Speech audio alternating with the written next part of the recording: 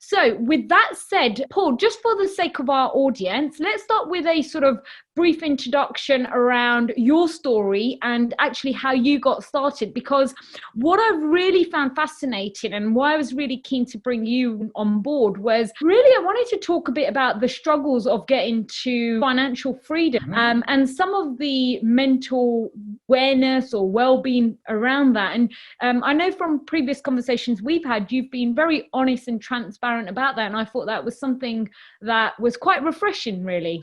Do tell us a little bit more about you. So I'll start at the beginning. You can tell by the accent, obviously I'm from Manchester, it's pretty thick. That I grew up in an area where getting a job after school was as good as it gets. That's the truth of the matter. And I remember being 15 and my GCSEs were going to be okay. And the careers advisor at the school at the time was like, we could get you this job at the local mechanics garage. And, you know, it's been around for 30 years. So if you get that job, Paul, it's a job for life. So that was seen as success at the school I went to. I went to the job on the first day and I get in and I'm all excited and I've got my overalls on and I'm borrowed off somebody. And I remember at 10 o'clock, and I can remember this is like 27 years ago or something. And I remember the moaning from like 10 a.m. It was like, oh, at what point is, you know, we've only got half an hour till a bacon sandwich van comes round type stuff. And everybody's counting down half an hour, then we broke and we had this bacon butty, and then it was like, only 2 hours to lunch. And I just remember coming home after that first day thinking, wow, all they've done all day is count down to an event that was beyond work, basically. And that happened for the whole 2 weeks. So long story short, I think, first of all, I don't love cars. Second of all, no interest in being a mechanic.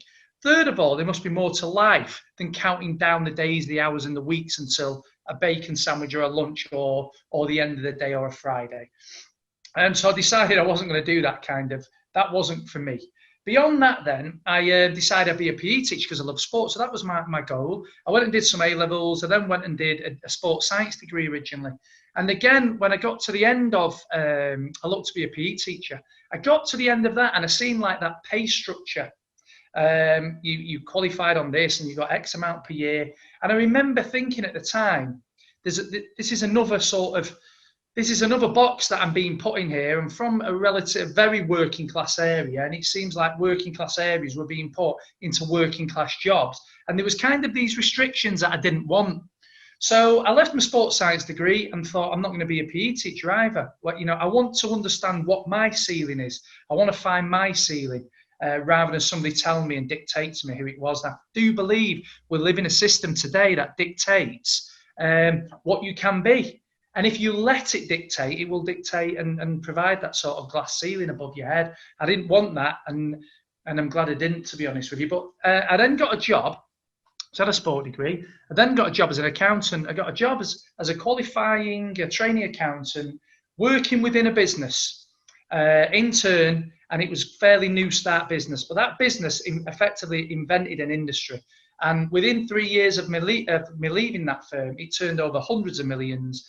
And I had about over 90 accountants working for me. And I was like 24 then. I really enjoyed that 3 years baptism of fire working as a finance guy in an internal function and really helping and assisting the entrepreneur, the owner. And I loved it. I'm trying to be as quick as I can here. I get a job with his audit firm in an audit practice. And what I didn't realise that there was accountants like what I developed into, and then there was a different type of accountant. One that will make sure your tax returns in on time and your accounts are filed on time and compliant legislative accountants, which I'd not had access to. I was used to making decisions, helping model decisions, work with the entrepreneur and add value. So I did 4 years in an accountancy practice and just didn't like it.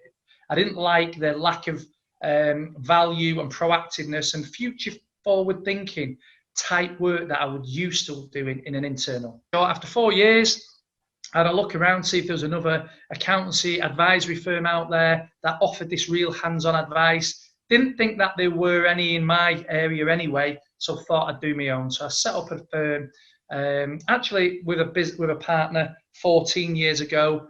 That only lasted 3 years. And then I went on my own 11 years ago and formed what is now a holistic advisory firm of of services. So we have a banking team, we have a wealth management team, have a forensic team, we have an accountancy team, funding, tax, corporate finance, private equity. So now we just work with fast growing businesses and we provide that infrastructure around them, what they need on the journey. That's what we do. So please do subscribe for weekly updates.